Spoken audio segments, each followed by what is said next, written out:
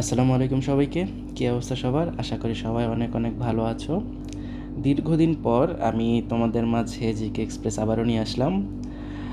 আজকে আমরা পড়ব হচ্ছে আগস্ট সেপ্টেম্বর সংখ্যাটা।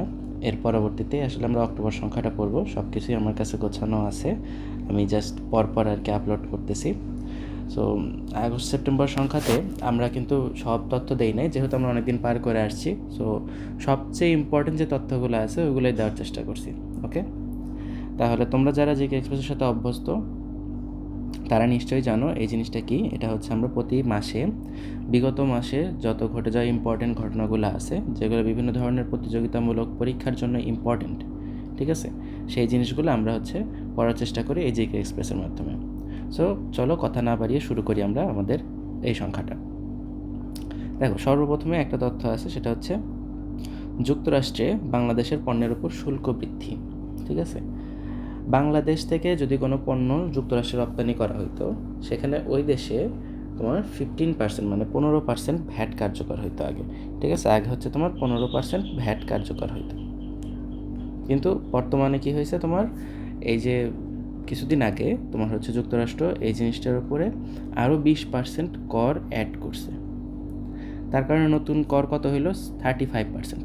এখন বলো যে এটা সুবিধা অসুবিধা কী জিনিস।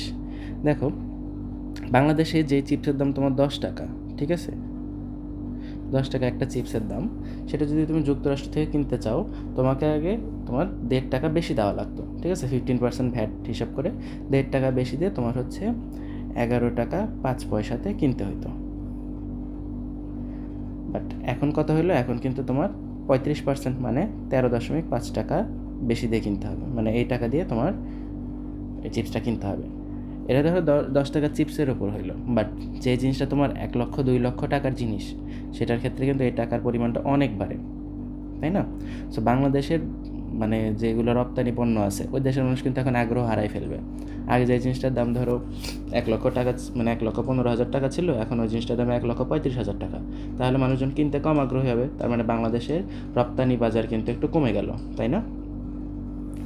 তো এটাই হচ্ছে তোমার বর্তমানে মানে যুক্তরাষ্ট্র এই জিনিসটা করছে, এবং এই জিনিসটা বাংলাদেশের রপ্তানি শিল্পের উপর একটা বড় ধরনের প্রভাব ফেলবে। কারণ বাংলাদেশের রপ্তানি বাজারের মধ্যে একটা বড় বাজার হচ্ছে তোমার যুক্তরাষ্ট্র, তাই না? এরপরে আসো আবিদা ইসলাম। আমরা শুধুমাত্র হেডলাইনগুলো বলবো, ঠিক আছে? আবিদা ইসলামের উইমেন ইন ডিপ্লোমেসি পুরস্কার অর্জন, ঠিক আছে। এই বছর উইমেন ইন ডিপ্লোমেসি এই অ্যাওয়ার্ডটা পাইছে হচ্ছে বাংলাদেশের হাই কমিশনার আবিদা ইসলাম, ঠিক আছে, নামটা যদি মাথায় রাখো, উইমেন অফ ডিপ্লোমেসি, ঠিক আছে। এটা ইনি হচ্ছে লন্ডনে দূতাবাসে জব করেন, ঠিক আছে, বাংলাদেশের একজন নারী কূটনীতিবিদ। কূটনীতিবিদের কাছে প্রত্যেকটা দেশ থেকে যারা হচ্ছে সাধারণত তোমার ফরেন ক্যাডার হয় বিসিএসে, ঠিক আছে, তারা পরবর্তীতে পদোন্নতি পেয়ে তোমার হচ্ছে বিভিন্ন দেশের রাষ্ট্রদূত হিসেবে কাজ করে। বাংলাদেশের রাষ্ট্রদূত হিসেবে বিভিন্ন দেশে তোমার ওই দেশের যে হাই কমিশন আছে ওখানে কিন্তু থাকে। সো ওনাদের কাজ হচ্ছে বিভিন্ন ধরনের মিটিং অ্যারেঞ্জ করা, প্লাস হচ্ছে তোমার যে কোনো ধরনের সহায়তা বা তোমার হচ্ছে বাংলাদেশের সাথে ওই দেশের সম্পর্ক ভালো করা, এই ধরনের কাজগুলো তারা করে, ঠিক আছে। তো দেখো, যে নারী অধিকার ও লিঙ্গ সমতা প্রতিষ্ঠার জন্য বিশেষ অবদানের জন্য তোমার এই আবিদা ইসলামকে তোমার হচ্ছে কি দেওয়া হয়েছে? উইমেন ইন ডিপ্লোমেসি পুরস্কার দেওয়া হয়েছে। এটা যুক্তরাজ্য থেকে, অর্থাৎ ইউকে, লন্ডন, বুঝতে পারছো? নেক্সটে আসো নিসা স্যাটেলাইট। নিসা না তো তোমার হচ্ছে দেখো নাসা, নাসা থেকে তোমার এই যে নিসার স্যাটেলাইট মানে নাসা প্লাস ইসরো। আমরা জানি ইন্ডিয়ার যে হচ্ছে তোমার মানে তোমার মহাকাশ গবেষণা কেন্দ্র, এটার নাম হচ্ছে ইসরো, তাই না? আর আমেরিকার যেটা, ওটা হচ্ছে তোমার নাসা। বাংলাদেশের নামটা কি বলো তো?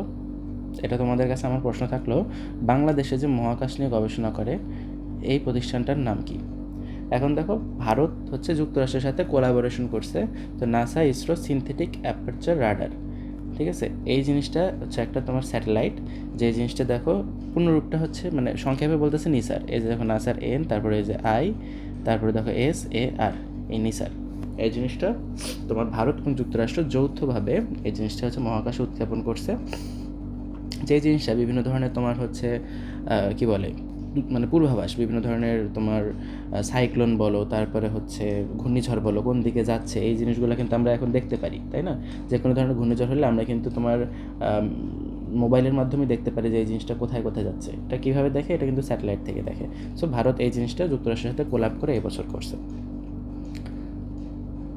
এই দেখো উৎক্ষেপণ কবে হয়েছে? এটা 30 জুলাই 2025 তারিখে।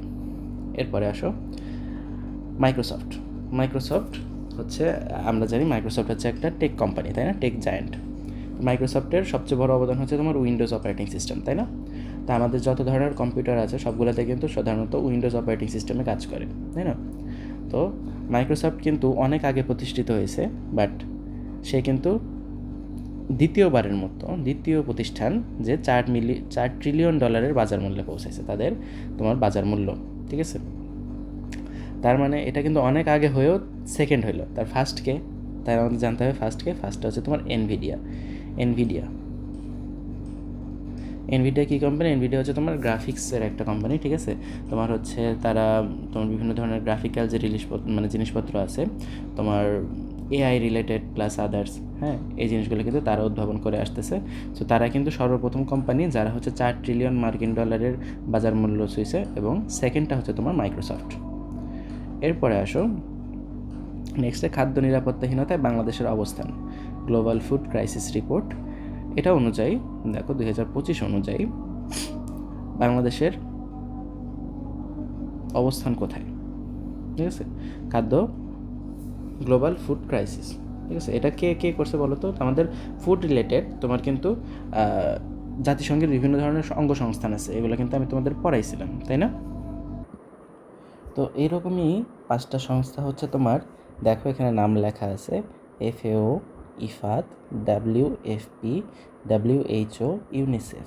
এরা যৌথভাবে একটা রিপোর্ট প্রকাশ করছে, সেটা হচ্ছে তোমার global report on food crisis 2025। এখানে তীব্র খাদ্য নিরাপত্তাহীন, ঠিক আছে? বাংলাদেশের অবস্থান দেখো এখানে 4র্থ। এমন না যে খাদ্য নিরাপত্তা অনেক ভালো, খাদ্য নিরাপত্তা কিন্তু ভালো না, খাদ্য নিরাপত্তাহীন, ঠিক আছে? ফুড ইনসিকিউরিটি মানে পিছনের দিক থেকে আর কি, ঠিক আছে? পিছনের দিক থেকে বাংলাদেশের অবস্থান হচ্ছে তোমার 4র্থ। দেখো তাহলে এখানে দেখো শীর্ষ 5টা দেশ দেওয়া আছে, এটা হচ্ছে তোমার সংখ্যার অনুপাতে। দেখো মানুষের সংখ্যার অনুপাতে তোমার হচ্ছে নাইজেরিয়া হচ্ছে শীর্ষে, বাংলাদেশে দেখো 4র্থে। আর যদি হচ্ছে তোমার জনসংখ্যার অনুপাতে করে তাহলে দেখো যে বিভিন্ন স্থান পড়বে। তারপরে তো ফিলিস্তিনের গাজা উপত্যকা আছে, ওখানে তো তোমার ফুড ইনসিকিউরিটি আছেই, দক্ষিণ সুদান, ঠিক আছে? এই দেশগুলো আছে। তার মানে বাংলাদেশ কিন্তু খাদ্য নিরাপত্তায় একদম পিছনের দিক থেকে 4র্থ। ওকে, নেক্সটে আসো জুলাই অভ্যুত্থানে শহীদদের সংখ্যা। নতুন করে তোমার হচ্ছে আমরা জানি জুলাই সনদ করা হয়েছে, তো এই জায়গায় শহীদদের সংখ্যা কিন্তু সংশোধন করে একটা নির্দিষ্ট সংখ্যায় নিয়ে আসা হয়েছে, এবং ফাইনালাইজ যে সংখ্যাটা, যে জুলাই অভ্যুত্থানের শহীদের সংখ্যা হচ্ছে তোমার 836 জন। সো এখন থেকে তোমরা মনে রাখবা জুলাই অভ্যুত্থানের শহীদ কতজন? 836 জন। আগে যখন প্রাথমিক গ্যাজেট প্রকাশ করা হয়েছিল সেখানে ছিল 844 জন, বাট এখন যদি পরীক্ষাতে আসে আমরা অ্যান্সার করবো 836 জন, ঠিক আছে? তার কারণ কি? কারণটা হচ্ছে দেখো এই 8 জনের মধ্যে 8 জনকে বাদ দেওয়া হয়েছে না, এখানে এই যে 36 থেকে 44 পর্যন্ত 8 জন বাদ দেওয়া হয়েছে। 8 জন কারা? 4 জনের নাম তালিকায় 2বার আসছিল, তাহলে আমার 4টা বাদ গেল, আর 4 জন সরাসরি যুক্ত ছিল না, এই জন্য তাদের নামও বাদ দেওয়া হয়েছে। এই কারণে টোটাল 836 জন এখন, ঠিক আছে? তো এটা হচ্ছে চূড়ান্ত তালিকা। এরপর থেকে জুলাই অভ্যুত্থানের শহীদদের সংখ্যা আসলে তোমরা দাগাবা 836 জন। নেক্সটে আসো কোপা আমেরিকা 2025 সালে অনুষ্ঠিত হয়েছে। সো এটা নারীদের কোপা আমেরিকা, এটাতে হচ্ছে শিরোপা জিতছে ব্রাজিল, ঠিক আছে? এখান থেকে জাস্ট মনে রাখা হচ্ছে ব্রাজিল জিতছে এবং এটা ট্রাইব্রেকারে জিতছে, ঠিক আছে? সময় শেষে ফলাফল ছিল 4-4, যখন ট্রাইব্রেকার হয়েছে তখন 5-4-এ ব্রাজিল জিতে গেছে। তারপরে আসো জুলাই অভ্যুত্থানে দেখো শহীদ মীর মুগ্ধের স্মরণে মুগ্ধ মঞ্চ করা হয়েছে। এই জিনিসটা দেখো রাজধানীর উত্তরাতে। আমরা তো জানি তোমার মীর মুগ্ধ যে আছে, সে যে পানি লাগবে পানি বলছিল না, সে কিন্তু তোমার রাজধানীর উত্তরাতে শহীদ হয়েছে, তাই না? ওইদিকে। তো তারই স্মৃতি রক্ষার জন্য ওই জায়গাতে তোমার হচ্ছে মুগ্ধ মঞ্চ নামে একটা মঞ্চ উদ্বোধন করা হয়েছে। এটা তোমার উদ্যোগ নিয়েছিল হচ্ছে ঢাকা উত্তর সিটি কর্পোরেশন, যেটা হচ্ছে DNCC, Dhaka north city corporation, এবং মীর মুগ্ধ মঞ্চ কমিটি, ঠিক আছে? এটা উদ্বোধন করা হয়েছে 4ই আগস্ট তারিখে। উদ্বোধন করেন হচ্ছে তোমার এই যে আমাদের বর্তমান উপদেষ্টা পরিষদের একজন উপদেষ্টা, নাম হচ্ছে ফরিদা আক্তার। নেক্সটে আসো জুলাই ঘোষণাপত্রের পাঠ, ঠিক আছে? জুলাই ঘোষণাপত্র কিছুদিন আগে হচ্ছে দেখো ঐতিহাসিক একটা দলিল হিসাবে, যেটা তোমার আন্দোলনটাকে রাষ্ট্রীয় সাংবিধানিক স্বীকৃতি দেওয়া হয়েছে। এই জিনিসটা হচ্ছে তোমার জুলাই ঘোষণাপত্র। এটার তোমার হচ্ছে 2024 সালে যে জুলাই আন্দোলনটা হয়েছে, এই জিনিসটারই একটা হচ্ছে তোমার কি বলা যায়, এটা হচ্ছে একটা দলিল স্বরূপ, ঠিক আছে, আমাদের রাষ্ট্রীয়ভাবে একটা স্বীকৃতি দেওয়ার একটা অনুষ্ঠান, সেটা হচ্ছে তোমার জুলাই ঘোষণাপত্র। এই জিনিসটা পাঠ করেন হচ্ছে আমাদের অন্তর্বর্তী সরকারের প্রধান উপদেষ্টা ডক্টর মোহাম্মদ ইউনূস, ঠিক আছে। এই জিনিসটা কবে হয়? ঠিক 1 বছর পূর্তিতে 5ই আগস্ট, ঠিক আছে। 5ই আগস্ট 2024 শেখ হাসিনা পালাই গেছিলো, তো 2025 সালের 5ই আগস্টে দেখো ঢাকার মানিক মিয়া অ্যাভিনিউয়ে 36 জুলাই উদযাপন কমিটি এখানে অনুষ্ঠানে ডক্টর মোহাম্মদ ইউনূস কিন্তু এই ঘোষণাপত্রটা পাঠ করেন। এখানে কিন্তু বিভিন্ন ধরনের রাজনৈতিক দলের তোমার নেতারা ছিল, ছাত্র জনতাও ছিল, কিন্তু খুব একটা সফল হয়নি অনুষ্ঠানটা। এরপর ঘোষণাপত্র সম্পর্কে একটু বিস্তারিত দেওয়া আছে। দেখো ঘোষণাপত্রর তোমার হচ্ছে মোট দফা আছে তোমার 28টা, সেটা জানতে হবে। নেক্সট যত পরীক্ষা দিবা তোমার জুলাই ঘোষণাপত্রটা মোটামুটি আমাদের স্বাধীনতার যে ঘোষণাপত্র আছে, সো এটার একটা সমতুল্য জিনিস। সো জুলাই থেকে প্রশ্ন আসলে ঘোষণাপত্র থেকে প্রশ্ন আসার সম্ভাবনা অনেক বেশি। সো এই দিক থেকে দেখো জুলাই ঘোষণাপত্রের মোট দফা হচ্ছে তোমার 28টা, ওকে। তারপরে এখানে 24 নম্বর দফাতে উল্লেখ করা হয়েছে যে জুলাই অভ্যুত্থানে যারা শহীদ তাদেরকে জাতীয় বীর বলে ডাকা হবে, ঠিক আছে, জাতীয় বীর। আমরা হচ্ছে মুক্তিযুদ্ধকে করছি না, যারা মুক্তিযুদ্ধে অংশ নিচ্ছে তারা মুক্তিযোদ্ধা, যারা হচ্ছে তোমার নারী ধর্ষিত হয়েছিল তারা বীরাঙ্গনা। সো এরকমই জুলাই ঘোষণাপত্রের যে 28টা দফা আছে তার মধ্যে 24 নম্বর দফায় উল্লেখ আছে যে জুলাই অভ্যুত্থানে যারা শহীদ হয়েছে তাদেরকে জাতীয় বীর বলে আখ্যায়িত করা হবে, ঠিক আছে। এটা পাঠ করেন কে? এটা সবসময় মনে রাখতে হবে, আমাদের প্রধান উপদেষ্টা ডক্টর মোহাম্মদ ইউনূস। কত তারিখে? 5ই আগস্ট 2025 হবে এটা, ঠিক আছে, এটা হবে 25। এরপরে চন্দ্রপৃষ্ঠে পারমাণবিক চুল্লি যুক্তরাষ্ট্রের ভবিষ্যৎ পরিকল্পনা। দেখো যুক্তরাষ্ট্র 2030 সালের মধ্যে চাঁদে হচ্ছে পারমাণবিক চুল্লি স্থাপনের একটা লক্ষ্য নিছে, ঠিক আছে। আমরা তো জানি মহাকাশে স্পেশালি হচ্ছে চাঁদে আধিপত্য বাড়ানোর জন্য চীন, যুক্তরাষ্ট্র, রাশিয়া এটা কিন্তু তোমার এক এক সময় প্রতিযোগিতা করে যাচ্ছে, তাই না? তো এর ভিতর যুক্তরাষ্ট্র একটা সিদ্ধান্ত নিয়ে বসে তারা 2030 সালের মধ্যে চাঁদে পারমাণবিক চুল্লি স্থাপন করবে, তার মাধ্যমে হচ্ছে চাঁদে তোমার হচ্ছে বিদ্যুৎ যে উৎপাদন এই জিনিসটা তারা চালু করবে। দেখো এটা কত, তোমার 100 কিলোওয়াট ক্ষমতা সম্পন্ন পারমাণবিক চুল্লি স্থাপন করবে। এরপরে নেক্সট আসো বে অফ বেঙ্গল কনভারসেশন, এটা হচ্ছে 2025, এটা একটা আন্তর্জাতিক সম্মেলন। এই জিনিসটা তোমার হচ্ছে আগামী অনুষ্ঠিত হবে 4th আসর, এটা অনুষ্ঠিত হবে হচ্ছে তোমার 22 থেকে 24 নভেম্বর ঢাকাতে। বে অফ বেঙ্গল থেকে বুঝতেই পারছো এটা হচ্ছে তোমার কি বঙ্গোপসাগরের আশেপাশে যে অঞ্চলগুলো আছে এগুলো নিয়ে, কী নিয়ে, এই অঞ্চলের বাইরে, এই অঞ্চল এবং এর বাইরে নিরাপত্তা, অর্থনীতি এবং জলবায়ু সম্পর্কিত যে যে জিনিসপত্র আছে এগুলো নিয়ে একটা মিটিং হবে, ঠিক আছে, এটা ঢাকায় হবে, ঠিক আছে। এরপরে আসা হচ্ছে মোনাকোর শীর্ষ গড় আয়ু, মানে বিশ্বের প্রত্যেকটা দেশে মানুষজন গড়ে মানে অ্যাভারেজে কত বছর বাঁচে, ঠিক আছে, এই জিনিসটা হচ্ছে গড় আয়ু। তো বাংলাদেশের গড় আয়ু কত? বাংলাদেশের গড় আয়ু মোটামুটি তোমার হচ্ছে 67-68-র মধ্যে, ঠিক আছে, মানে বাংলাদেশের মানুষ অ্যাভারেজে হচ্ছে তোমার 67 থেকে 68 বছর বা আরও কম। হ্যাঁ, এটা হচ্ছে এক্স্যাক্ট তথ্যটা আমার এখন জানা নেই, আমি তোমাদেরকে জানাই দিব। সো তোমার হচ্ছে বাংলাদেশের গড় আয়ু তোমার 60-এর ঘরে, ঠিক আছে, তোমার 61-62 থেকে হাইস্ট হলে পরে 65-66 হবে এরকম। বাট বিশ্বে এমনও কিছু দেশ আছে যাদের গড় আয়ুই দেখো 86-র মতো, ঠিক আছে। এটা হচ্ছে কোন দেশ? এটা হচ্ছে তোমার মোনাকোতে সবচেয়ে বেশি বছর মানুষ বাঁচে, ঠিক আছে। কেন বাঁচে? কারণ হচ্ছে ওখানে দেখো উন্নত স্বাস্থ্যসেবা আছে, জীবনযাত্রার মান উন্নত, নিরাপদ পরিবেশ, সামাজিক সুরক্ষা, এই জিনিসগুলো খুব ভালো আছে। আমাদের দেশে আমরা জানি এই জিনিসগুলোর অবস্থা খুবই খারাপ, তাই না? দেখো এখানেও দেখো নারীদের গড় আয়ু কিন্তু একটু বেশি। এরপরে আসো পোশাক রপ্তানিতে চীনের শীর্ষস্থান এবং অন্যান্য দেশের অবস্থান। বাংলাদেশও পোশাক রপ্তানি করে, তাই না? বাংলাদেশের প্রধান রপ্তানি মানে প্রধান এবং প্রথম যেটা তোমার রপ্তানি শিল্প এটা হচ্ছে তোমার তৈরি পোশাক শিল্প, তাই না? তারপরেও বৈশ্বিক পোশাক শিল্পে রপ্তানিতে শীর্ষে হচ্ছে চীন। আমাদের দেশে রপ্তানি করলে আমরা যে কোনো জায়গায় যদি গেঞ্জি বা প্যান্ট কিনতে চাই ওখানে কিন্তু বলা হয় যে চায়না ফেব্রিক্স, চায়না জিনিস, হ্যান ত্যান, তাই না? তার মানে চীন হচ্ছে বিশ্বের সবচেয়ে বড় পোশাক রপ্তানির বাজার, ঠিক আছে। তো দেখো তারা 2024 সালে প্রায় $301 বিলিয়ন তোমার হচ্ছে রপ্তানি করছে পোশাক, তাই না? এরপরে দেখো আছে তোমার ভিয়েতনাম $44 বিলিয়ন এবং বাংলাদেশ দেখো মাত্র $38 বিলিয়ন। তারপরে অনেক, এটা হচ্ছে বাংলাদেশের হাইয়েস্ট আর কি। বাংলাদেশ থেকে কোনো শিল্প এত বেশি বৈদেশিক মুদ্রা অর্জন করে না যেটা হচ্ছে তোমার তৈরি পোশাক শিল্প করে, মানে আমাদের গার্মেন্টস যে শিল্পগুলো আছে অধিকাংশ মানুষ কিন্তু গার্মেন্টসে জব করে, তাই না? এরপরে আসা হচ্ছে এই দেখো বাংলাদেশ দ্বিতীয় অবস্থানে থাকলেও মানে এখন পর্যন্ত আসলে মানে দৃঢ় একটা অবস্থান করতে পারে নাই, কারণ কি আবার দেখো তোমার যুক্তরাষ্ট্র কিন্তু একটা শুল্ক বাড়াই দিছে, সো এই কারণে কিন্তু আমাদের রপ্তানি বাজারে একটু ঘাটতি পড়বে। এরপর আসো, জাপানের জনসংখ্যা সংকট দেখা দিছে। আমরা জানি প্রত্যেক বিশ্বের প্রত্যেকটা দেশে জনসংখ্যা বাড়তেছে, বাট টানা 16 বছর ধরে জাপানে কিন্তু জনসংখ্যা কমতেছে। মানে তারা তোমার হচ্ছে যে সন্তান জন্মদানে আগ্রহ হারায় ফেলতেছে। ঠিক আছে, দেখো 25 সালের শুরুতে জনসংখ্যা তোমার 12 কোটিতে দাঁড়াইছে। ঠিক আছে, অনেক বেশি ছিল, আস্তে আস্তে কমতে কমতে তোমার 12 কোটিতে আসছে। এবং দেখো আগের বছরের তুলনায় 0.44% কম। মানে কিন্তু এই পার্সেন্টটা কিন্তু এটার ক্ষেত্রে তুমি যদি চিন্তা করো তাহলে কিন্তু অনেক বেশি, তাই না? দেখো কেন কেন এই সংকট, কারণ হচ্ছে ওখানে জন্মহার অনেক অনেক কম। জাপানের সরকার তোমার হচ্ছে বিভিন্নভাবে মানুষদেরকে উদ্বুদ্ধ করতেছে যে যাতে তারা রিপ্রোডাকশনে, ঠিক আছে, সন্তান জন্মদানে আগ্রহী হয়।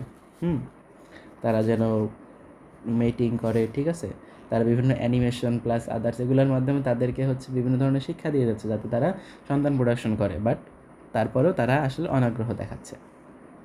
এই কারণে দেখা যাচ্ছে কি এখন ওই দেশে তোমার শিশু জন্মহার যেহেতু কম, তার মানে মধ্যবয়সী মানুষের সংখ্যা বেশি, এবং কিছুদিন পর দেখা যাবে সবাই হচ্ছে বার্ধক্যতে প্রবেশ করবে যখন, তখন বার্ধক্যের সংখ্যা প্রবীণতা বেশি বেশি বেড়ে যাবে, এবং হচ্ছে সন্তানের সংখ্যা মানে মিডল এজের মানুষজন কমে যাবে।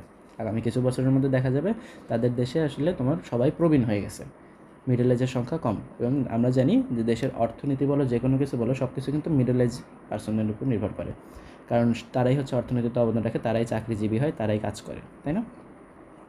এরপরে দেখো প্রায় 90 লাখের মতো মানুষ, 90 লাখের বেশি মানুষ কমে গেছে। এরপর আসো, বিশ্বের তেল উৎপাদনের শীর্ষস্থান। বিশ্বে এখন পর্যন্ত তেল উত্তোলনে শীর্ষ দেশ হচ্ছে যুক্তরাষ্ট্র। তাদের দেশে থাকুক আর না থাকুক, তারা বিশ্বের বিভিন্ন দেশ থেকে কিন্তু তেল উৎপাদন করে, তাই না? উৎপাদন বলতে উত্তোলন করে আর কি, মাটির নিচে তেল থাকে ওখান থেকে উত্তোলন করে। সেখান থেকে শুধুমাত্র একটা তথ্য মনে রাখো, তেল উত্তোলনে শীর্ষ দেশ হচ্ছে যুক্তরাষ্ট্র। এরপরে আসো, এই দেখো পাট পণ্য। বাংলাদেশের আরেকটা তোমার সেকেন্ড মোস্ট যেটা হচ্ছে তোমার রপ্তানি পণ্য, সেটা হচ্ছে তোমার পাট পণ্য, তাই না? পাটকে আমরা সোনালি আঁশ বলে থাকি। সো এই পাট পণ্য ভারত হচ্ছে তোমার আমদানি করতে নিষেধাজ্ঞা জারি করছে, ঠিক আছে, কিন্তু সব পণ্যে না, পাট জাতীয় কিছু পণ্যের ক্ষেত্রে।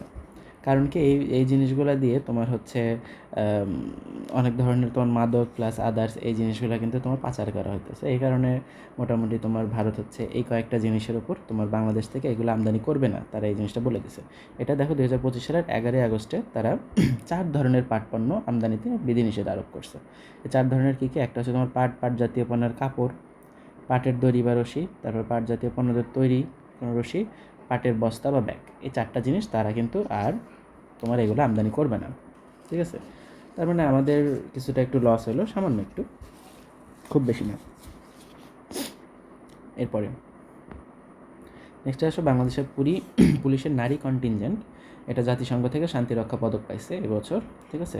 সম্প্রতি দেখো বাংলাদেশ নারী পুলিশের নারী কন্টিনজেন্ট ব্যান FPU 1, এই জিনিসটা তোমার হচ্ছে কঙ্গোতে, ঠিক আছে, কঙ্গোতে শান্তিরক্ষা মিশনে গেছিলো, ওখানে যে তারা খুব সুন্দর একটা অবদান রাখছে, এই কারণে তারা শান্তিরক্ষা পদক পাইছে এই বছর। তাহলে ইউনিটের নাম কি? ব্যান FPU রোটেশন 17, ঠিক আছে? এই কন্টিনজেন্টের কমান্ডার ছিল পুলিশ সুপার কাজী রুবাইয়াত রুমি। সদস্য ছিল মোট 178 জন, ঠিক আছে? এর ভিতরে 68 জন নারী শান্তিরক্ষী পদক পান। তারা কোথায় কাজ করছে? কঙ্গোতে কাজ করছে, এই জিনিসটা একটু মাথায় রাখবা। তারপরে PSG, প্যারিস সেন্ট জার্মেন, তাই না? এবছর ইউএফা সুপার কাপ লাভ করছে কে? এবছর ইউএফা 2025 সালের ইউএফা সুপার কাপ জিতে নিছে হচ্ছে তোমার ফ্রান্সের যে দল, নাম কি? PSG, প্যারিস সেন্ট জার্মেন, তাই না? প্রতিপক্ষ ছিল টটেনহাম, এবং এই খেলাটা হয়েছে ইতালিতে। ওকে, এখান থেকে শুধু মাথায় রাখবো ইউএফা জিতছে হচ্ছে তোমার PSG। এগুলো প্রশ্ন সাধারণত মেডিকেলের ক্ষেত্রে আসে না, বাট বিভিন্ন ধরনের তোমার ভার্সিটির পরীক্ষা বলো প্লাস তোমার BCS বা জব পরীক্ষা বলো, এগুলোর ক্ষেত্রে মাঝে মাঝে আসতে দেখা যায়। এরপরে আসো হালাল কূটনীতি। তো বাংলাদেশ এবং মালয়েশিয়ার মধ্যে নতুন একটা সহযোগিতার সম্পর্ক গড়ে উঠছে, যেটাকে তারা হচ্ছে তোমার উল্লেখ করছে হালাল কূটনীতি হিসাবে, ঠিক আছে? কারণ কি বাংলাদেশ হচ্ছে একটা ইন্ডাস্ট্রিয়াল পার্ক স্থাপন করবে, এই কারণে হচ্ছে মালয়েশিয়ার সহায়তা চাইছে। তো আমরা জানি মালয়েশিয়া একটা মুসলিম কান্ট্রি, বাংলাদেশও একটা মুসলিম কান্ট্রি। সো এই দেশের মধ্যে দেখো হালাল ইকোসিস্টেমে সহযোগিতা সংক্রান্ত একটি নোট বিনিময় করেছে, এই কারণে হচ্ছে তোমার এটাকে বলা হচ্ছে হালাল কূটনীতি। এরপরে আসো 2026 সালে এলডিসি থেকে উত্তরণ। এলডিসি মানে কি? এলডিসি মানে হচ্ছে লোয়ার ডেভেলপড কান্ট্রি, তাই না? স্বল্পোন্নত দেশ। তার মানে বাংলাদেশ হচ্ছে স্বল্পোন্নত দেশ। বাংলাদেশের কিন্তু অনেক আগে স্বল্পোন্নত থেকে মধ্যম আয়ের দেশে কিন্তু তোমার রূপান্তর হওয়ার কথা, বাট এই যে দেশটা একটু টাইম লাগতেছে। তো এটা হচ্ছে হওয়ার জন্য কারণ কি, মাঝখানে তোমার করোনা ছিল, প্লাস হচ্ছে আমাদের জুলাই আন্দোলন নিয়ে একটা কাহিনী গেল। সো এই কারণে হচ্ছে আমাদের একটু দেরি হচ্ছে। দেখো, উত্তরণ প্রক্রিয়ায় প্রবেশ করছিল কিন্তু 2018 সালে। এই প্রক্রিয়াটা সাধারণত 6 বছর টাইম নেয়। 6 বছর নিলে 18 থেকে 6 2024 সালে হওয়ার কথা। বাট এই জিনিসটা দেখো করোনা মহামারীর কারণে অতিরিক্ত 2 বছর সময় নেওয়া হয়েছে। এই কারণে 2026 সালের 24শে নভেম্বর, মানে আগামী বছর 24শে নভেম্বরের মধ্যে আমরা হচ্ছে চূড়ান্তভাবে উন্নয়নশীল দেশের কাতারে যুক্ত হবে। এখন আমরা এলডিসি মানে লো ডেভেলপড কান্ট্রি, ঠিক আছে, স্বল্পোন্নত দেশ। এরপরে হচ্ছে আমরা উন্নয়নশীল দেশের কাতারে যুক্ত হব আগামী 2026 সালের 24শে নভেম্বর তারিখ থেকে, ঠিক আছে। আমরা সব ক্রাইটেরিয়া ফিল আপ করছি, বাট আমাদের একটু টাইম দিতে হচ্ছে, কারণ হচ্ছে আমাদের মাঝখানে করোনার জন্য একটু টাইম গেছে, প্লাস 2024 সালেও আমরা জানি একটা ঘটনা ঘটছে, তাই না? এরপরে আসো, চট্টগ্রাম থেকে ঢাকা জ্বালানি তেল পরিবহন করার জন্য ডিরেক্ট পাইপলাইন করা হয়েছে, ঠিক আছে। এবছর দেখো 16ই আগস্ট 2025 তারিখে এটা উদ্বোধন করা হয়েছে। প্রায় 250 কিলোমিটার দীর্ঘ এই লাইনটা পাইপলাইন করা হয়েছে, যেটাতে তোমার চট্টগ্রাম থেকে ঢাকামুখী হবে, ঠিক আছে। চট্টগ্রাম থেকে ঢাকামুখী একদম সরাসরি জ্বালানি তেল পাইপ দিয়ে তোমার ট্রান্সফার করা হবে, ঠিক আছে। এটাতে দেখো তোমার কিন্তু তেল পরিবহন করতে তোমার বিভিন্ন ধরনের, ওই যে আমরা দেখছি না গাড়ি, তোমার বড় বড় ট্রাকের পিছনে হচ্ছে তোমার এই যে এরকম ব্যারেল শেপড জিনিসপত্র নিয়ে যেত না, ওর ভিতরে কিন্তু তেল পরিবহন করতো। সেই জিনিসটা কিন্তু অনেক রিস্কি এবং অনেক খরচ হইতো। সো এই খরচটা কিন্তু অনেক বাঁচবে। কীরকম বাঁচবে দেখো, বছরে প্রায় 226 কোটি টাকা সাশ্রয় হবে শুধুমাত্র এই পাইপলাইনটা করার কারণে। কিন্তু পাইপলাইন বানাইতে একটা খরচ আছে, এককালীন খরচটা দেখো 3,653 কোটি টাকা। এরপরে আসো, সাভারকে দূষিত বায়ু অঞ্চল ঘোষণা করা হয়েছে। আমরা যারা হচ্ছে তোমার ঢাকা থেকে উত্তরবঙ্গ মুখে আসি, তারা সাধারণত তোমার হচ্ছে সাভার ক্রস করে আসি। তো এখানে আসার সময় দেখবে তুমি দুর্গন্ধে থাকতে পারছো না। বাসটা যখন তোমার এখানে ক্রস করবে, তখন তুমি দেখবে অনেক দুর্গন্ধ হচ্ছে। তারপরে আশেপাশে দেখবে সব ময়লার স্তূপ ডাম্প করে রাখা হয়েছে, তাই না? তো এই জিনিসটার কারণে দেখো এই এলাকার বায়ু কিন্তু অনেক বেশি দূষিত হয়েছে, ঠিক আছে। তো এই অঞ্চলটাকে কিন্তু তোমার হচ্ছে দূষিত বায়ু অঞ্চল হিসেবে ঘোষণা করা হয়েছে। যে দেখো, আনুষ্ঠানিকভাবে ডিগ্রেডেড এয়ারশেড হিসেবে ঘোষণা করা হয়েছে। এটা কার্যকর হচ্ছে তোমার সেপ্টেম্বর থেকে। এখানে কিন্তু অনেকগুলো ইটভাটা আছে। সো পদক্ষেপ হচ্ছে আমাদের কি, আমরা হচ্ছে দেখো টানেল, হাইব্রিড, হাউসম্যান, কিলন ছাড়া যেসব ইটভাটা পোড়ানো হচ্ছে, সো ওগুলো হচ্ছে আমাদের বন্ধ থাকবে। মানে ডিরেক্ট কয়লাতে যারা পোড়ায়, তাদের কোনো সেফটি মেজার নাই, যাদের কোনো টানেল নাই, হাইব্রিড সিস্টেম নাই, তাদেরকে আমি বন্ধ করে দেবো। এই সিস্টেমগুলো চালু করা হচ্ছে। তো আমরা আশা করি শীঘ্রই আসলে আমাদের এই এলাকাটা বায়ু দূষণ মুক্ত হয়ে যাবে। তারপরে বাংলাদেশের ইতিহাসে প্রথম নারী শিক্ষা সচিব, ঠিক আছে। বাংলাদেশের ইতিহাসে প্রথম নারী শিক্ষা সচিব হচ্ছেন রেহানা পারভীন। এর আগে যত শিক্ষা সচিব ছিল সবাই আসলে পুরুষ ছিল। এই প্রথম নারী একজন শিক্ষা সচিব হচ্ছেন, যার নাম হচ্ছে রেহানা পারভীন। ওকে, এরপর আসো, নারী ক্রিকেটে প্রথম নারী আম্পায়ার, ঠিক আছে। বাংলাদেশ থেকে কিন্তু অনেক আম্পায়ারই হচ্ছে, দু একজন কিন্তু আন্তর্জাতিক মানের আম্পায়ারও বের হয়েছে, তাই না? ধারাভাষ্যকর বের হয়েছে, আমরা জানি। বাট নারী আম্পায়ার কিন্তু এই প্রথম, ঠিক আছে। আইসিসি স্বীকৃত প্রথম নারী আম্পায়ার হয়েছেন এই প্রথম। তার নাম হচ্ছে সাথীরা জাকির জেসি, ঠিক আছে। তিনি বিশ্বকাপে যে কিছুদিন এখন যে বিশ্বকাপ অনুষ্ঠিত হচ্ছে, কিছুদিন আগে মতো এখনই হচ্ছে আর কি, এই বিশ্বকাপে তিনি কিন্তু উপস্থিত হয়েছেন, ঠিক আছে। বাংলাদেশের দেখো প্রথম ম্যাচ ছিল 2 অক্টোবর তারিখে। এবছর বিশ্বকাপ কিন্তু অলরেডি চালু হয়েছে, এখনও চলতেছে। এরপরে মোহাম্মদ সালাহ, ঠিক আছে। পিএফএ থেকে তোমার হচ্ছে দেখো, পিএফএ মানে কি, প্রফেশনাল ফুটবলার্স অ্যাসোসিয়েশন, ঠিক আছে। এটা হচ্ছে ইংল্যান্ডের একটা প্রতিষ্ঠান, প্রফেশনাল ফুটবলার্স অ্যাসোসিয়েশন বা পিএফএ।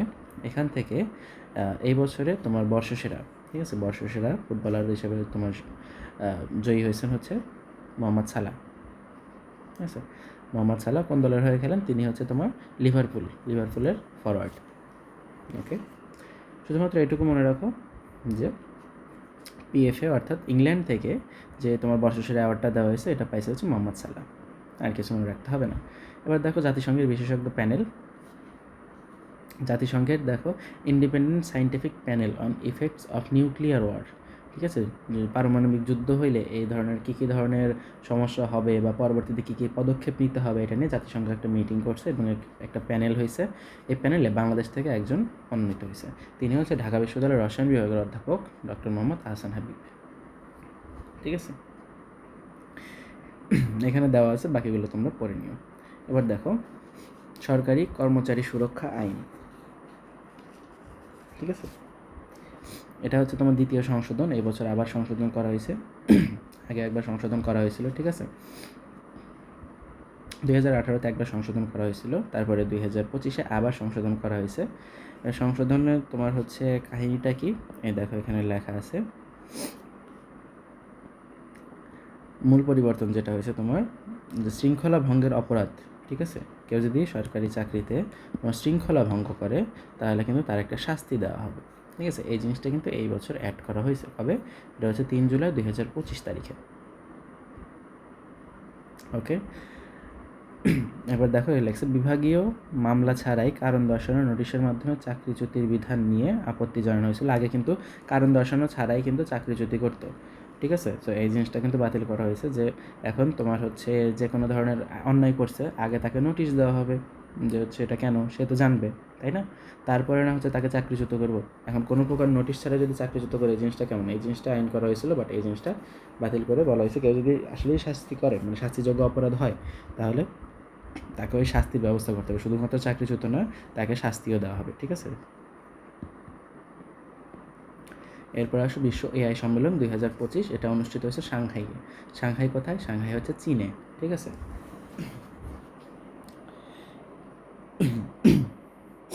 এরপরে আসা হচ্ছে ইংল্যান্ডে নারী ইউরো চ্যাম্পিয়নশিপ 2025 সালে, যে ইউএফএ নারী ইউরো চ্যাম্পিয়নশিপ আছে, এখানে জিতছে হচ্ছে তোমার ইংল্যান্ড। আমরা একটু আগে পড়লাম যে ইউএফএ চ্যাম্পিয়নশিপ 2025 জিতছে হচ্ছে তোমার পিএসজি, তাই না, এটা হচ্ছে ছেলেদের দল এবং নারীদের দল হচ্ছে তোমার ইংল্যান্ড, তাই না, এটা হচ্ছে ইউরো, ঠিক আছে। এটা হচ্ছে ইউএফএ ছিল, এটা হচ্ছে ক্লাবের বিশ্বকাপগুলো ছিল, তাই না, আর এটা হচ্ছে তোমার যেটা তোমার ইউরো চ্যাম্পিয়নশিপ, মানে ইউরোপের যে দলগুলো আছে প্লাস আদার্স, ঠিক আছে। এখানে তোমার শিরোপাজয়ী দল হচ্ছে তোমার ইংল্যান্ড। এরপর আসো হেনলি পাসপোর্ট সূচক। পাসপোর্টের তোমার সক্ষমতা নির্ভরই করে হচ্ছে এই পাসপোর্ট দিয়ে তুমি কয়টা দেশে ভিসা ছাড়া তুমি ভ্রমণের সুযোগ পাবে, তাই না।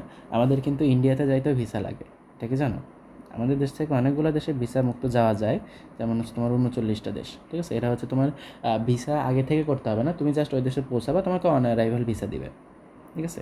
তুমি ভিসা বলতে হচ্ছে একটা অনুমতিপত্র, তুমি যদি এক দেশ থেকে আরেক দেশে যাও, শুধুমাত্র পাসপোর্ট হচ্ছে তোমার একটা পরিচয়পত্র, আর ভিসা হচ্ছে তোমার অনুমতিপত্র, ঠিক আছে। তুমি যে ওই দেশে যাবা, কেন যাচ্ছ, কয়দিন থাকতেছো, এই জিনিসগুলো হচ্ছে ভিসাতে উল্লেখ করা থাকে, ঠিক আছে। সো ভিসাটা কিন্তু অনেক দেশে অন অ্যারাইভাল থাকে, হ্যাঁ। তো তুমি ওই দেশে পৌঁছানোর পরেই তোমার হচ্ছে সব কিছু যাচাই করবে পাসপোর্ট নিয়ে, তারপরে তোমাকে একটা ভিসা দিবে ওরা, ঠিক আছে। এরকম বাংলাদেশ মাত্র 39টা দেশে ভিসা ছাড়া ভ্রমণ করতে পারে, ঠিক আছে। বাংলাদেশ কিন্তু ইন্ডিয়াতেও তোমার হচ্ছে এরকম অন অ্যারাইভাল ভিসা দেয় না, আগে থেকে ভিসা নিয়ে যাইতে হয়। সো এরকমই সিস্টেমে দেখো বাংলাদেশের পাসপোর্ট মানে তোমার 94তম, ঠিক আছে। তোমার 105টা কি 10টা দেশের মধ্যে তুলনা করে বাংলাদেশের অবস্থান মাত্র মানে একদম পিছনের দিক থেকে 94তম, তারপরেও 3 ধাপ আগাইছে, হ্যাঁ। তার মধ্যে দেখো আমাদের থেকে দক্ষিণ এশিয়ার মধ্যে আগায় আছে তোমার হচ্ছে মালদ্বীপ আর হচ্ছে ভারত। মালদ্বীপ দেখছো 53টা মানে 53তম তারা, ঠিক আছে। তারা অনেকগুলো দেশে কিন্তু অন অ্যারাইভাল ভিসা পায়, আমরা কিন্তু পাই না খুব সহজে, আমরা মাত্র 39টা দেশে পাই। আমাদের পাসপোর্ট সূচক অবস্থান হচ্ছে 94তম। এরপরে আসো সুন্দরবনে বাঘের সংখ্যা বৃদ্ধি পাইছে। 2024 সালে লাস্ট বাঘ মানে গণনার জন্য একটা জরিপ করা হয়, এখানে দেখা গেছে বাংলাদেশের যে অংশটা আছে সুন্দরবনের, ঠিক আছে, সুন্দরবনের প্রায় 62%-এর মতো এরিয়া হচ্ছে তোমার বাংলাদেশের মধ্যে, তাই না। তো বাংলাদেশে যেটুকু অঞ্চল আছে সুন্দরবনের, এখানে তোমার বাঘের সংখ্যা 125টা, ঠিক আছে। তোমাদের বইয়ে কিন্তু একটা জিনিস লেখা আছে যে বাঘ গণনার পদ্ধতি হচ্ছে তোমার কি পাগমার্ক পদ্ধতি, এই জিনিসটা তোমাদের বই লেখা আছে না, পাগমার্ক মানে বাঘের যে পায়ের চিহ্ন, ঠিক আছে, এর যে চিহ্ন আছে, এই পগ মার্কটা কিন্তু তোমার দেখে কিন্তু তোমার বাঘ গণনা করা হয়। ঠিক আছে।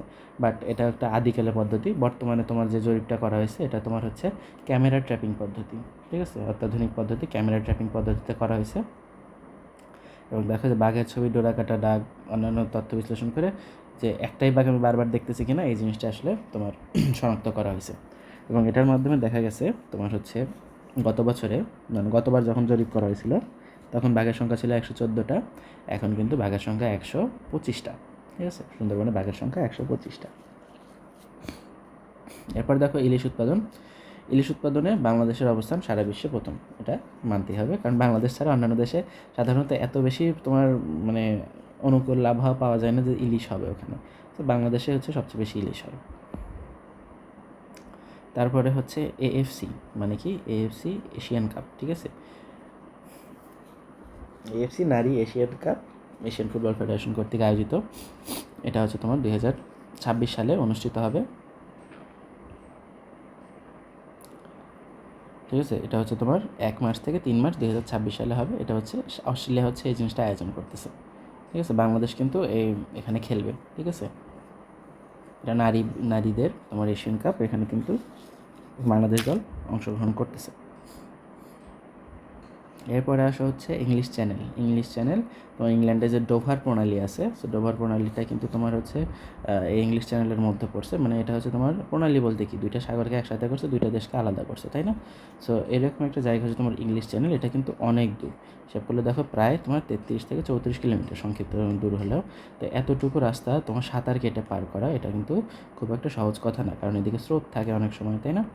সো ইংলিশ চ্যানেল এর আগে তোমার 37 বছর আগে তোমার জয় করা হয়েছিল, এবং 37 বছরের পরে দুইজন সাঁতারু, ঠিক আছে, দুইজন সাঁতারু নাম হচ্ছে সাগর এবং হচ্ছে হিমেল, তারা তোমার হচ্ছে ইংলিশ চ্যানেল পার করছে 37 বছর পর। তাদের নাম দেখো মাহফুজুর রহমান সাগর এবং হচ্ছে নাজমুল হক হিমেল। তারা এই জিনিসটা করছে 29 জুলাই 2025। দেখছো তাদের সময় লাগছে কতক্ষণ, 12 ঘন্টা 10 মিনিট থেকে 12 ঘন্টা 20 মিনিট, মানে 12 ঘন্টা শুধুমাত্র সাঁতারই কাটছে। একটা ভয়াবহ ব্যাপার না। এরপরে দেখো এর আগে মাত্র 3জন হচ্ছে বাংলাদেশ সাঁতারু এই চ্যানেল জয় করছিলেন। সর্বপ্রথম নামটা মাথায় রাখতে হবে, তিনি হচ্ছে ব্রজেন দাস, ঠিক আছে, ব্রজেন দাস। সেকেন্ড হচ্ছে আব্দুল মালেক, থার্ড হচ্ছে মোশাররফ হোসেন, ঠিক আছে। এবং তিনি 87 বা 88 সালের দিকে দেয়, এবং তারই 37 বছর পরে এই দুইজন বাংলাদেশি, নাম হচ্ছে সাগর এবং হিমেল। এখানে পার করা তো টাফ কেন, কারণ পানির তাপমাত্রা কিন্তু অনেক কম থাকে, দেখো 15 থেকে 19 ডিগ্রির মধ্যে থাকে, এবং এই পানিতে তোমার কত প্রায় 12 ঘন্টার মতো সাঁতার কাটতে হয়। জিনিসটা কিন্তু সহজ ব্যাপার না। এরপরে আসো নেক্সট তথ্য, শাহিন আনামের MBE খেতাবপ্রাপ্ত, ঠিক আছে। MBE মানে হচ্ছে member of the most excellent order of the British empire, ঠিক আছে, honorary member of the most excellent order of the British empire. তো এই জিনিসটা তোমার বাংলাদেশে একজন মানবাধিকার কর্মী, নাম হচ্ছে শাহিন আনাম, তিনি এই বছর এই উপাধিতে ভূষিত হয়েছেন, ঠিক আছে। MBE, তিনি আসলে হচ্ছে মানুষের জন্য নামে একটা ফাউন্ডেশন আছে, এই ফাউন্ডেশনের নির্বাহী পরিচালক। কেন পাইছে সবগুলো এখানে লেখা আছে। এই যে ফেব্রুয়ারি মাসে যুক্তরাজ্যের রাজা 3য় চার্লস তাকে এই সম্মাননা দেয়। এরপরে আসো নেক্সটে পরিবেশ বান্ধব কারখানা। বাংলাদেশে কিন্তু অনেকগুলো পরিবেশ বান্ধব কারখানা আছে, ঠিক আছে। এগুলো তোমার হচ্ছে স্বীকৃতি দেয় হচ্ছে তোমার USGBC, এটা হচ্ছে যুক্তরাষ্ট্রভিত্তিক, তোমার হচ্ছে মানে ইউএস বোঝাচ্ছে। তারপর হচ্ছে গ্রিন বিল্ডিং কাউন্সিল, ঠিক আছে, গ্রিন বিল্ডিং কাউন্সিল বা ইউএসজিবিসি, এটা থেকে হচ্ছে তারা তোমার স্বীকৃতি দেয়। স্বীকৃতিটা হচ্ছে তোমার লিড নামে পরিচিত, ঠিক আছে, লিড স্বীকৃতি। সো এরকম দেখো বাংলাদেশ পরিবেশ বান্ধব কারখানা আছে তোমার 258টা, এগুলো হচ্ছে তোমার USGBCর সনদপ্রাপ্ত। বাট দেখো 5টা যে তোমার তৈরি পোশাক কারখানা আছে, এরা হচ্ছে তোমার এই সনদটা লাভ করছে, তোমার লিড সনদ লাভ করছে, ঠিক আছে। এর ভিতরে দেখো 4টা পাইছে তোমার লিড প্লাটিনাম, হ্যাঁ, একটা হচ্ছে তোমার লিড গোল্ড। ওকে, দেখো সর্বোচ্চ পদকটা হচ্ছে তোমার লিড প্লাটিনাম, এবং সেকেন্ড মোস্ট হচ্ছে তোমার লিড গোল্ড। এই সনদটা দিচ্ছে তোমার USGBC। বাংলাদেশে মোটামুটি সবগুলাই তোমার 258টা সনদপ্রাপ্ত আছে। তার ভিতরে হচ্ছে তোমার দেখো এখানে লেখা আছে 109টা কারখানা হচ্ছে সর্বোচ্চ প্লাটিনাম সনদ, এবং 133টা হচ্ছে গোল্ড সনদ পাইছে। এটা জাস্ট সনদ, আর লিড যখন সনদের কথা আসবে, লিড পাইছে হচ্ছে তোমার 5টা, ঠিক আছে। লিড হচ্ছে সর্বোচ্চ আন্তর্জাতিক স্বীকৃতি, আর এটা যুক্তরাষ্ট্র থেকে। ওকে, দেখো পয়েন্টের ভিত্তিতে লিড সনদকে তোমার 4টা শ্রেণীতে ভাগ করা হয়েছে: প্ল্যাটিনাম, গোল্ড, সিলভার, সার্টিফাইড। তো সার্টিফাইড তো অনেকগুলো আছে, 258টা, বাট লিড যে সনদ পাইছে তোমার, এই যে প্ল্যাটিনাম হচ্ছে 4টা আর এটা হচ্ছে 1টা। এরপরে আসো বাংলাদেশের দ্রুততম মানব, শুধু নামটা মনে রাখো, ইমরানুর রহমান। ঠিক আছে, ইমরানুর রহমান 10.64 সেকেন্ড। ঠিক আছে, 10.64 সেকেন্ড। আমরা জানি বিশ্ব রেকর্ড কার, বিশ্ব রেকর্ড হচ্ছে কার, উসাইন বোল্টের, তাই না? 9.58 সেকেন্ড 100 মিটার দৌড় অর্জন করছে, তাই না? এবং বাংলাদেশের যিনি হাইস্ট তিনি হচ্ছে ইমরানুর রহমান।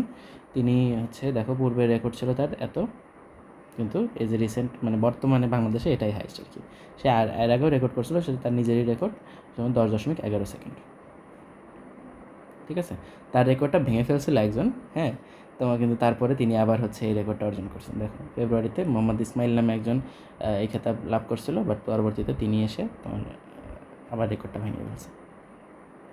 তারপরে গাজী রিয়াজ রহমানের এশিয়ান আইকন অ্যাওয়ার্ড, শুধুমাত্র মনে রাখো এশিয়ান আইকন অ্যাওয়ার্ড পাইছে হচ্ছে এবছর গাজী রিয়াজ রহমান। তিনি আসলে তোমার হচ্ছে এই যে তোমার মানুষের দৃষ্টিশক্তি এগুলো নিয়ে কাজ করতেছেন। সো তিনি আসলে একজন অপটোমেট্রিস্ট। ঠিক আছে, তিনি অপটোমেট্রিতে ব্যাচেলার ডিগ্রি অর্জন করছে এবং পিএইচডি করছে। সো তিনি মানুষের চোখ দূরদৃষ্টির ক্ষেত্রে কীভাবে মানে উন্নয়ন করা যায়, কোন কোন তোমার টেকনোলজি ব্যবহার করা যায়, তো মানুষজন যাতে চশমা ব্যবহার করা না লাগে বা আদার্স চশমা ব্যবহার করলেও কোন ধরনের ক্ষতি বা কিছু আছে কি না, এই জিনিসগুলো নিয়ে কিন্তু তিনি আসলে কাজ করে যাচ্ছেন, গবেষণা করে যাচ্ছেন। তিনি দেখো জেইস হচ্ছে একটা বিশ্বের উন্নত একটা লেন্স কোম্পানি। ঠিক আছে, তারা হচ্ছে বিভিন্ন গ্লাস ওয়্যার বা লেন্স এগুলো নিয়ে কাজ করে। আমরা বিভিন্ন কিন্তু ক্যামেরার পিছনে দেখছি না জাইস লেখা। প্লাস তুমি যে মেডিকেল কলেজে যাবা তখন তুমি যে দেখবে সব মাইক্রোস্কোপগুলো অধিকাংশই কিন্তু তোমার জাইস কোম্পানি। ঠিক আছে, তো জাইসের সাথে তিনি কাজ করছেন ভীষণ পার্টনার হিসেবে। সো তিনি এইগুলো নিয়ে গবেষণা করে যাচ্ছেন। তো এই কারণে তিনি এই বছর হচ্ছে এশিয়ান আইকন অ্যাওয়ার্ড পাইছেন। ওকে, এরপরে দেখো বাংলাদেশ কারাগার, বাংলাদেশের আগের নাম ছিল বাংলাদেশ জেল সার্ভিস, তাই না? এটার কিন্তু নতুন নাম চেঞ্জ করা হয়েছে। ঠিক আছে, দেখো বাংলাদেশ জেল, আগে ছিল ডিপার্টমেন্ট অফ প্রিজনস, এই জিনিসটা নতুন করে নাম করা হয়েছে, নাম হচ্ছে কারেকশন সার্ভিসেস বাংলাদেশ। ঠিক আছে, জাস্ট নতুন নাম হয়েছে, সব সেম জিনিস, জাস্ট নামটা নতুন। কারেকশন সার্ভিসেস অ্যাক্ট 2025-এর মাধ্যমে এই জিনিসটা পাস করা হয়েছে। তারপরে দেখো পেতংতান সিনোয়াত্রা। পেতংতান সিনোয়াত্রা তিনি হচ্ছে থাইল্যান্ডের ইতিহাসে সর্বকনিষ্ঠ একজন প্রধানমন্ত্রী ছিলেন। ঠিক আছে, তিনি হচ্ছে 39 বছর বয়সে তিনি হচ্ছে প্রধানমন্ত্রী হয়েছিলেন এবং তিনি হচ্ছে মানে পঞ্চম প্রধানমন্ত্রী যিনি হচ্ছে আদালতের রায়ে পদচ্যুত হয়েছেন। ঠিক আছে, থাইল্যান্ডে এরকম নিয়ম আছে, তিনি মানে প্রধানমন্ত্রী বা যে কোনো ধরনের রাষ্ট্র উচ্চপদস্থ লোক হোক না কেন, তিনি যদি কোনো নৈতিকতা লঙ্ঘনের অভিযোগ পায় তার বিরুদ্ধে, ঠিক আছে, রাষ্ট্রের বিরুদ্ধে বা কোনো কিছু ষড়যন্ত্র বা এগুলো যে কোনো ধরনের যদি অভিযোগ পায়, তাহলে আদালত যদি রায় দেয় তাকে পদত্যাগ করতে হবে, এরকম একটা আইন আছে। বাট আমাদের দেশে আমরা জানি আদালতকে কন্ট্রোল করে সরকার, তাই না? তো দেখো যে পেতংতান তিনি হচ্ছে একটা ফোন আলাপ করছিলেন। ঠিক আছে, ফোন আলাপে হচ্ছে তার দেশের সাথে অন্য দেশের বিভিন্ন ঘটনা ঘটছে, এগুলো নিয়ে তিনি দুঃখ প্রকাশ করছিলেন। ঠিক আছে, তো এগুলোর কারণে কিন্তু তার এই ফোন আলাপটা ফাঁস হয়ে গেছে এবং পরবর্তীতে তাকে তোমার প্রধানমন্ত্রীর পদ থেকে পদচ্যুত করা হয়েছে। এরপরে আসা হচ্ছে বাংলাদেশের বায়ু দূষণ। বাংলাদেশের বায়ু দূষণের কারণে বাংলাদেশের মানুষের কিন্তু গড় আয়ু কমে গেছে। এই জিনিসটা হচ্ছে ইপিক থেকে তোমার হচ্ছে এই তোমার যে ইন্ডেক্সটা এটা বের করা হয়েছে যুক্তরাষ্ট্রের শিকাগো বিশ্ববিদ্যালয়ের এনার্জি পলিসি ইনস্টিটিউট। ঠিক আছে, এপিক, এটা হচ্ছে এয়ার কোয়ালিটি লাইফ ইন্ডেক্স, এটা প্রতিবেদন করছে। এতে দেখা গেছে যে বাংলাদেশের মানুষের গড় আয়ু তোমার 2.4 বছর করে কমতেছে। ঠিক আছে, জাস্ট বায়ু দূষণের কারণে। হ্যাঁ, এটা দেখো যে পার্টিকেল ম্যাটেরিয়াল তোমার 2.5-এ চলে গেছে। ঠিক আছে, এবং ঘনত্ব বাড়ছে, তোমার বাতাসে যে পার্টিকেল যেগুলো আছে তোমার ন্যানো পার্টিকেল, এগুলোর ঘনত্ব তোমার 66% আগের তুলনায় বেড়ে গেছে। সেই কারণে গড় আয়ু হচ্ছে 2.4 বছর করে কমতেছে। দেখো একই কথাই লেখা যে এপিক থেকে যে প্রকাশিত হয়েছে, গড় আয়ু কমছে হচ্ছে 2.4 বছর। তো এই ছিল হচ্ছে আমাদের কোন সংখ্যা, এটা ছিল হচ্ছে তোমার আগস্ট সেপ্টেম্বর সংখ্যা। এরপরে আমরা পড়বো হচ্ছে তোমার অক্টোবর সংখ্যাটা। সো সেই পর্যন্ত সবাই ভালো থাকো, সুস্থ থাকো, দেখা হবে নেক্সট জিকে এক্সপ্রেসে। আল্লাহ হাফেজ।